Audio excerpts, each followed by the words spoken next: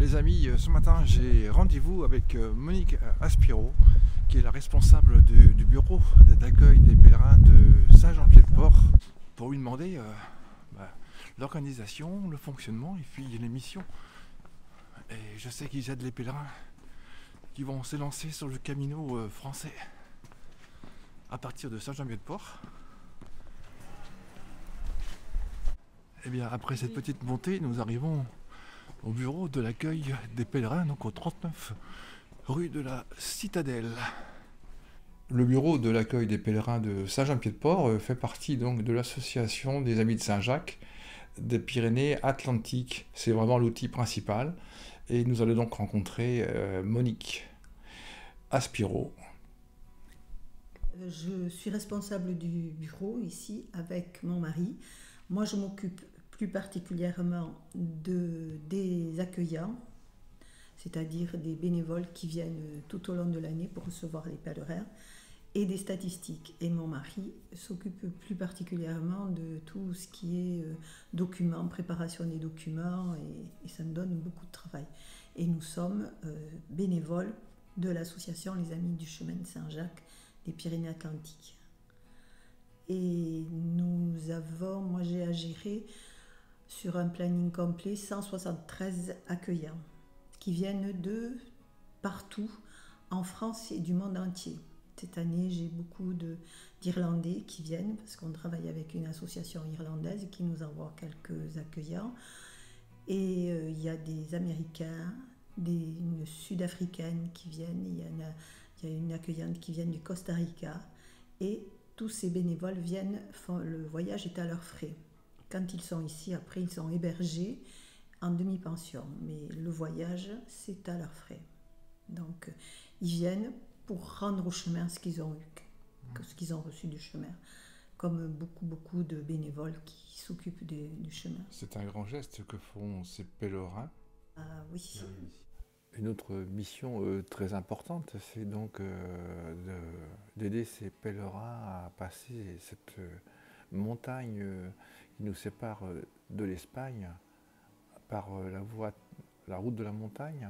Et qui fait très peur, qui fait très peur aux pèlerins qui arrivent des voies françaises. Alors ils se demandent, ils ont la condition, mais est-ce qu'ils vont le passer ? Et puis aussi, il y a le pèlerin qui arrive de son pays lointain. La Corée, par exemple, on a une majorité de Coréens, à peu près 4000 dans l'année qui passent. Ils se demandent, est-ce que je vais le passer, pas passer ? Donc, le rôle des bénévoles qui les reçoivent, c'est de les rassurer, de leur expliquer l'étape, pas à pas, qu'est-ce qu'il faut faire, comment il faut faire. Et puis, ça les rassure, et puis le lendemain matin, ils partent. Voilà. En 2022, il est passé 52 629 pèlerins, alors que l'année précédente, c'était moitié moins, mais on était en 2021, c'était la reprise et tous les pays n'étaient pas ouverts encore pour pouvoir laisser partir leurs ressortissants. Tandis qu'en 2022, ça a démarré très lentement. Et à partir du moment où les Américains ont commencé à arriver, la Corée du Sud, après, a ouvert ses frontières. Donc c'est là qu'on a vu arriver majoritairement beaucoup d'Américains. Les Américains. Et puis maintenant, tout le monde. Il n'y a plus de barrières. On pourrait dire qu'on a retrouvé la fréquentation 2019. Ouais, maintenant, ça y est. Voilà. Curieusement, la fréquentation 2022 est inférieure à la fréquentation avant Covid 2019. Comment l'expliquez-vous ? Non, mais c'était une année jacquaire. Et on a remarqué que les années jacquaires, on a une baisse de fréquentation. Parce qu'il y a beaucoup de pèlerins qui disent « Moi, je ne vais pas partir l'année jacquaire parce qu'il y aura trop de monde. » Donc, ils viennent l'année suivante. Donc, c'est cette année qu'on aura tous ceux qui ne sont pas partis, qui ont préféré décaler leur pèlerinage. Alors, on va voir. D'après ce que nous disent les hébergeurs avec qui on est en contact permanent, ils ont déjà beaucoup de réservations pour avril. Avril-mai, ça démarre assez fort. Donc voilà, on va voir. Alors, on est là pour répondre à leurs questions et des fois, on a des questions tout à fait qui nous surprenne, un jour, il y a un pèlerin qui m'a demandé où était la ligne de départ. Alors, dans ce cas-là, on répond, mais tu es dans quelle auberge? Il nous explique où il dorme. Je dis, ta ligne de départ, elle est là. Parce qu'autrefois, le pèlerin, il partait de chez lui. Donc tu partiras de ton auberge. Ah oui, d'accord, voilà. Est-ce qu'il y a une messe ou une bénédiction des pèlerins à Saint-Jean-Pied-de-Port avant de partir? Il n'y a pas, à Saint-Jean-Pied-de-Port, il n'y a pas de messe au départ. Il y a une messe le soir. Et par contre, ils auront la messe et la bénédiction à Roncevaux le lendemain. C'est le soir, il y a une messe, une très jolie bénédiction à Roncevaux. Donc on leur dit ça parce qu'à Saint-Jean-Pied-de-Port, le curé est tellement occupé, il a 16 paroisses à gérer, donc il ne peut pas s'occuper des pèlerins en plus, quoi. L'hiver, la route de la montagne est fermée. Vous indiquez aux pèlerins de passer par Valcarlos. Ah oui, par Valcarlos, obligatoirement, parce que la montagne administrativement est fermée par le gouvernement de Navarre.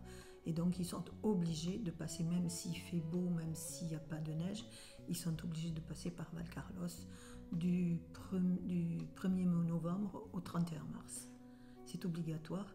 S'ils se font prendre, si malgré tout ils essaient de braver l'interdit, s'ils se font prendre, ils risquent jusqu'à 10 000 € d'amende auprès des autorités espagnoles. Et les gardes civils, ils surveillent et puis surtout ici, ils ne se laissent pas impressionner, quoi. Et puis il faut donner l'argent tout de suite, là, sur place. Hein. Il n'y a pas de... Quels sont les conseils que vous donneriez donc aux pèlerins qui vont se lancer sur le Camino français en 2023? Alors pour l'Espagne, il faut qu'ils sachent que dans les auberges, je parle des auberges, pas des maisons d'hôtes ou des hôtels. Dans les auberges, très peu fournissent des couvertures. Il faut qu'ils aient un duvet, ne serait-ce que par mesure d'hygiène. Un sac à viande, ça ne suffit pas. Il faut qu'ils prennent un duvet. Parce que même en Espagne, en plein été, des fois les nuits sont froides. Nous, avec mon mari, on est en plus d'être bénévole de l'association, on gère une auberge 15 jours par an. On donne de notre temps dans une auberge dans les Montes de León.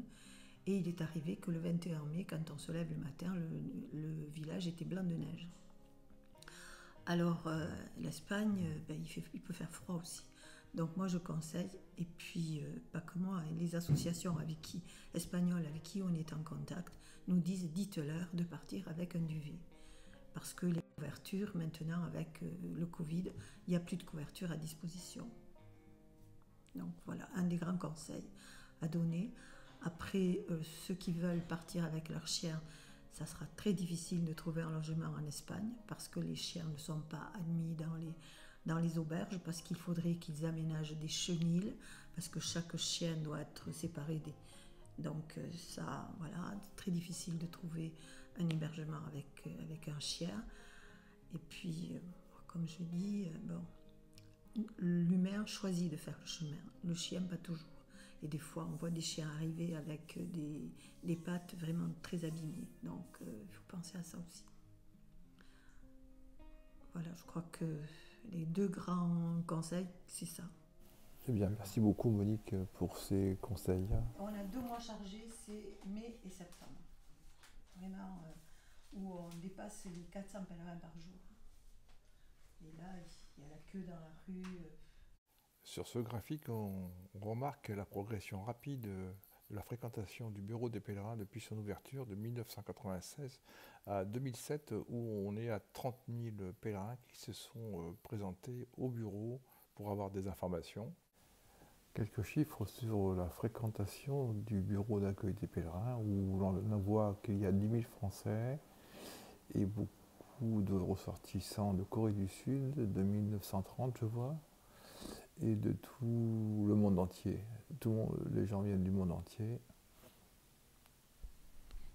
Bon voilà, on va quitter le bureau des pèlerins. Alors on va descendre la rue de la Citadelle, après cet accueil par Monique Aspiro, qui organise donc cet accueil des pèlerins à Saint-Jean-Pied-de-Port, qui fait un super travail et tout ça bénévolement.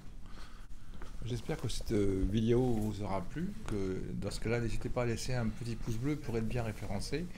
Et je vous dis donc à bientôt pour une nouvelle vidéo et bon camino à tous ceux qui vont partir sous le chemin ou qui sont sur le chemin. Merci à tous et à bientôt.